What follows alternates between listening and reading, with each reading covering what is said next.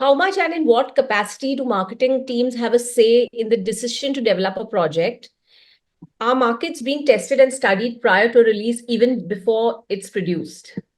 Well, there is a lot of scientific data that's come into play these days. I mean, see, when I'm talking about when I started and we were part of the marketing team in places like Ad Labs or probably Reliance, we were part of the narrations, the first narration that would happen in the studio. And our job was to commercially see how viable it looks like, to the actor options that are being presented, by the guy who's bringing in the film to us. What are the options, how viable, and then what it looks like on paper. So my job throughout in my career also has been at times to analyze the viability of a project in many ways. And also as distribution, I think you kind of only look at the commercial viability most of the time of a film, right? Because it's all about numbers at the end of the day. It's hardcore business.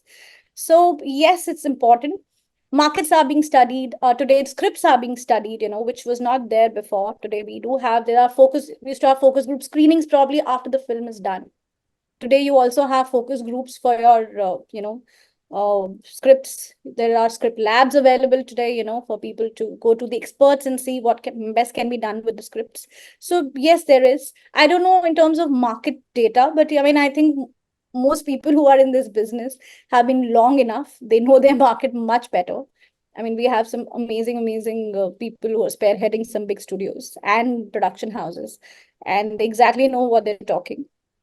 I mean, they're all a masterclass in business in their own ways.